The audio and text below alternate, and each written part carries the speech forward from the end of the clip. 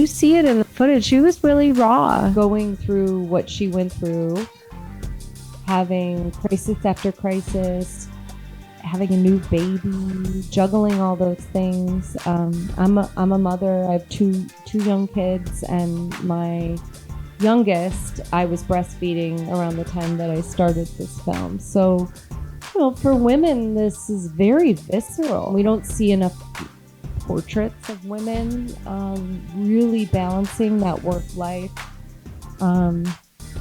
situation. And so that was very moving to me. This wasn't just a story about politics. Of course, politics is the stage, but this is a story about a family. It's a story about a woman. It's a story about motherhood. It's a story about so many other things.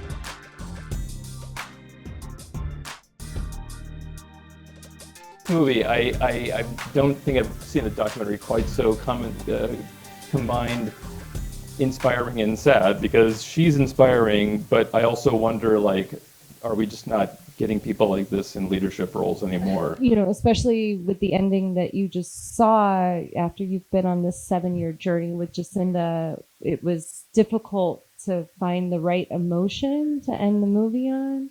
And for Michelle and myself and the rest of the team, I think the bittersweet nature of it was exactly what we wanted to capture, which was, here's this incredible portrait of a woman. We never get to see politicians like this with this kind of intimacy. And our goal was to humanize what she went through. And I guess living in the world that we're living with today, and it's dark and it's hard, it's at the same time inspiring to watch her work, but also depressing, because it reminds us, what we don't have and what we wish we had. So I think that answers your question. Oh, no, very much so. Because the life of this movie since it's come out is Sundance at the beginning when it premiered, and to now, and a lot's happened in this country, at least. Well, in fact, when we were finishing the film, it was around election time, so we didn't know how the film was going to land. It would have landed a lot differently had Kamala won, and certainly put things into perspective for us when we realized what we had made and the world in which we were releasing the film. Well, let's go back to the beginning, because what's really interesting about this movie is that it does kind of create this interesting space of being in the moment, but also reflective, and that's a combination of the various factors that made this movie come together. Can you talk about how you came to this project and what it looked like at the beginning? Yes. I, like many people, had admired Jacinda from afar. During the pandemic, I was tuning into her broadcasts on CNN. They were airing her daily briefings alongside Trump's daily briefings. And, you're just kind of desperate for science-based leadership. And so, I really took note of her at that moment. But even before that, when she passed the gun legislation, that was something that I clocked. And as, an American who, we deal with this, with gun violence every day, and it's just become so normal in our lives. I was moved by her ability to get the job done and get it done quickly. So I really admired her. And then I got a phone call one day after she had resigned. So she was already out of office, and I was told that her husband had shot some material behind the scenes of her prime ministership, and would I take a look at it? And of course, my answer was yes. And I remember the first clip that I saw was her struggling to breastfeed Neve. It's the scene in the car in New York City. That was the very first material that I saw, and it took me about 10 seconds to say yes to the project after that, because I mean, access is everything in documentaries, and to have this kind of access to this kind of person during this tumultuous period of time, for me, it was a no-brainer to take on the project. So that's how it started for me. But to speak to the Kiwi side of things, Clark, of course, was filming here and there behind the scenes of her tenure, but Michelle, my co-director, and her husband Leon were also picking up key moments along the way. So anytime you see Clark in the footage, like in New York City, for instance, they had picked up that stuff. So at the time, everybody felt like this is historic. Her leadership is historic. Somebody needs to document this. But I don't think at that time there was ever any, idea that this would become this documentary. So it was many, many years later, after she was out of office, that they brought the project to Hollywood, because for financing reasons, they couldn't finance this in New Zealand. And that was when I came into the picture, and I was lucky because she was living in the States at the time, working at Harvard, as you saw, and living in Cambridge. And then, around that time, we discovered that she had also recorded these audio diaries for this historical audio project. And we got access to all of those, and my head exploded again because, as a documentary filmmaker, I mean, you just can only dream of, coming upon an archive like that. I mean, yeah, and also you were an expert editor. I mean, Lindsay edited the great documentary American Factory, one of the best documentaries the last 20 years. And but you're a co-director here, so I'm kind of wondering, were you eyeing a project to direct, or was this initially a thing that you thought you'd be an editor on? Yeah, so I had already kind of pivoted into directing. So I started my career as a director and a producer in my 20s, and then I sort of pivoted and focused on editing in my 30s, and now I'm in my 40s, and it's like a full circle moment for me, because I was really, as much as I love the craft and the art of editing, I was kind of burnt out. I don't know if there are other documentary filmmakers here, but it's an incredibly tough job to be in, to carry the weight of cutting together a documentary where we don't have a script. There's no script, so you're really finding the narrative and building the beats in the footage and then post. So I had already made the pivot into directing when they brought this project to me. And also, we couldn't make a movie out of what we had at that moment, right? So we had Clark's amazing home videos, but we hadn't yet discovered the audio archive. And once we discovered that, we came up with the kind of framing device that you see in the film, where Jacinda's listening back to the audios, and that is used to kind of motivate her memory and bring you back in time. And we were very, she was a dream subject because she is a lover of history, as you hear in the film. She really, really believes in documenting and in documentation. So that's like a dream for a documentary filmmaker, because she gets it. She gets how important it is, what we're doing. And she really let us work.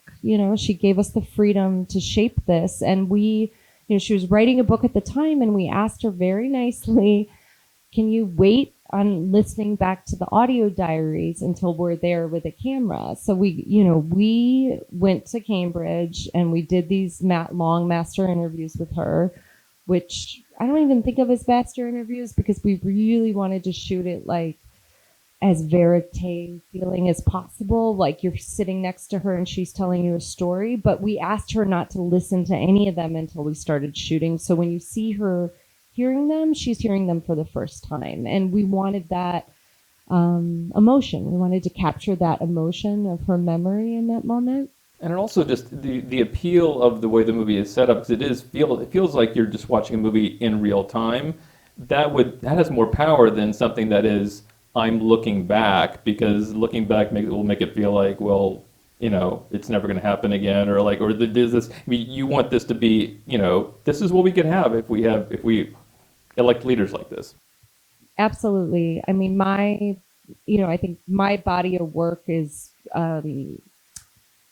all the films that I've worked on are very much like that. They're immersive. It's like you go on a journey. You're always kind of in the present tense, even though you're not in the present tense. And so I think that sleight of hand, if you can pull it off, is effective because once the film becomes retrospective, it loses its propulsion narratively. And so it was very important to us to kind of stay in the present tense, even though she's clearly telling us a story that happened in the past. It's hiding as an archive film in plain sight. Correct. And I have to give hats off to my editors, Grace Zara and Anat Sadi, who are two of the best, most talented documentary film editors working today. And this film is really the result of like incredible craft, and incredibly accomplished people, filmmakers who came together to bring this over the finish line. Yeah, I mean, talk about some of that stuff because it's always fascinating, the aha moments when you're going through archives. And I mean, just to maybe speak specifically to the Turnbull archives, which sound incredible. Can you talk about what that was like to listen to those and see a movie forming in your head? Yeah. So she recorded about 40 hours of audio diaries. And Clark probably recorded 500 to 700 hours of raw material. So you're dealing with a lot of raw material. And I think I'm a glutton for torture, and I tend to take on these types of projects because American Factory had 2,000 hours of footage. But I do think that the best documentaries are the ones where, you're there for years, and you get to capture real arcs in people's lives. You get to see where they started, what they're up against, and then what they overcome. And so I think for me, the beauty of this film is that you get that natural arc, and you get her daughter growing up, which becomes this kind of organic marker of time that's emotional as well. So it works on multiple levels. But yeah, listening to the audio diary or to the audio archives, there's so much good stuff. I mean, you could publish a podcast that was just like behind the scenes, everything she was feeling. It's so hard to decide what makes the cut and what doesn't, right? And our first assembly of the film was 17 hours long and incomplete, in every way. But you got to start somewhere. You got to just like start putting it together and then see how the pieces speak to each other, And so and because I'm comfortable with these kind of big, projects where there's a high volume of material, I had a process already in place. So we were able to kind of tackle that without panicking too much, though you still panic at times, like, how are we going to get this down? How are we going to get it? But I always think of the process as like, it's like making a spaghetti sauce or something. It's like the longer you cook it on the, on the oven or on the stove, the better it is, and the better the house smells. And it just takes time for these elements to distill down to only the pieces that need to be there.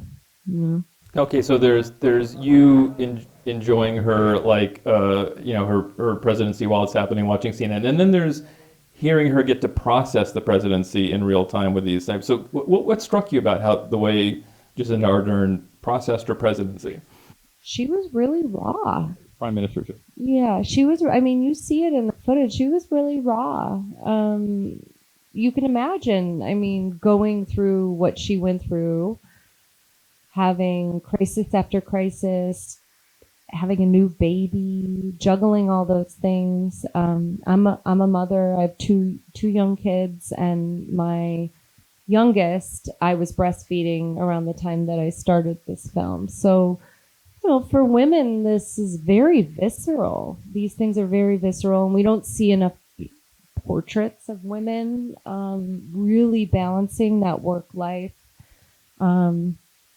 situation. And so that was very moving to me, and it was important that this was not only this wasn't just a story about politics. Of course, politics is the stage, But this is a story about a family. It's a story about a woman. It's a story about motherhood. It's a story about so many other things. So for me as a documentary filmmaker, whenever you have a great stage, and in this case, politics is always a great stage, for theater or, drama unfolds, personalities are big, you get, so it's already a recipe for, great drama. And in this case, we also had like the vulnerability of being a young woman on the world stage. And for my co-director and I, it was very important that that was just as important, than the other pieces. Like we've been asked along the way why we didn't get more into her policies and whether, she did the right thing here or there, but that would have been a different film and we weren't that interested in making that film because with this kind of access, we were much more interested in making a film about a human being in an extraordinary situation. Yeah, talk about the collaboration with Michelle and how that worked across a huge time zone and maybe the delineation of responsibilities, the conversations you would have. How did that work out? Yeah, I mean, she's obviously in New Zealand, and then we had a team of filmmakers working in the States. So, different time zones, it's tricky. But what was beautiful is that Michelle and we shared the same sort of mission and the same taste. Like, taste is everything, and you don't talk about it enough with documentaries, but it really is like what you choose, the music, the shots, like it's all taste. So we were luckily very much on the same page about what we wanted to make. And it was, there were challenges, but she and I really had a similar vision and we were able to pull it over the finish line. And the point where I'd like to think sometimes for documentary filmmakers, when you're making a movie about someone, that they at a certain point almost become a collaborator of sorts, whether you're intended or not. I mean, what was Jacinda like, and just as you were putting this together, did she She comment? wasn't. I've worked on films. I'm directing something right now where the subject is definitely more of wants to be more of a collaborator. In this case, Jacinda's very busy. She's got a lot going on. She's a total professional. Like part of one of the interviews we did, she had COVID, and we got stuck in Cambridge for a while. Like because we were there we were waiting to film, but she was sick and we had to wait. And she powered through, she understood the job, and she understood that we had holes we had to fill. I needed questions answered. There were shots we needed to get. So she's just like, she really was a really good subject in that way. She was willing. She didn't like question, why are we doing this? Or what is your motivation? She really gave us the freedom as filmmakers to do what we needed to do. So What did working on this kind of tell you about yourself as a documentary filmmaker? I'm assuming time you work on something, you learn something new about this thing you've chosen to do in life. oh well, whenever I finish a film, I always say I'm never doing that again. At one point, a few, like 10 years ago, I decided I was getting out of film and I was going to make kombucha. I was going to start a kombucha company, which didn't last very long. And I got sucked back into making movies. I mean, it's hard. I don't know. They're all hard in different ways. This one, there were so many stakeholders with this one. The team in New Zealand, the team in the States. You're dealing with a politician. There's a lot of big pieces to juggle, and at the same time you still want the film to be raw and honest and vulnerable, and you don't want it to be a puff piece, and you don't want it to be something just the subject wants, or just you want it to be the film that you see in your head. And so I think it was a lesson in persevering really through all that difficulty, because it's the more famous a person is, the more layers of people you kind of have to work through and work with. And in this case, we were lucky that she was so fully on board even though she doesn't like, this is hard for her to watch. You know, this is not easy for her to. I think she's only watched it once. I mean, she watched a cut after we got into Sundance, and then she was at the Sundance premiere. But like, there's no way she's gonna spend her afternoon like reliving some of this. But I think she's genuinely grateful that it exists, and that's really generous of her, because not everybody will open their lives up like that to cameras and to people. And I do, you know, my hope is always that a film, you know, if I'm going to work on something, I want it to be of the moment, but timeless. Like, you can watch it 25 years from now, and it still is, I hope, a really solid portrait of a moment in time and of this historic leadership. Yeah, I was going to say this movie, one of its hallmarks, I think, is the fact that we'll be able to look at it maybe 2 years from now and see something that see something we want to see something we hope we see, all that stuff. So yeah. What are you working on now? I have a number of projects with my business partner and producing partner, Margaret Yen, who's back there, who was also the music supervisor on this film. So if you liked the soundtrack, it was an all Kiwi soundtrack, except for the Holly song, which I've been trying to get that song, she knows, Margaret knows, for many years into a movie. But otherwise, we really wanted this to be full of New Zealand music, and we're working on a film about the origin story of NPR. Okay, talk about another thing that sounds incredibly timely. The early 70s NPR, when NPR was not the NPR we know now, when it was just a small group of journalists in a room with no furniture, trying to do something new. Well, if it's anything like Prime Minister is, we'll be enjoying it as both a reflection of something great and something we hope continues and comes back. So, Lindsay, thank you very much for talking to us. Thank you so much. Thank you.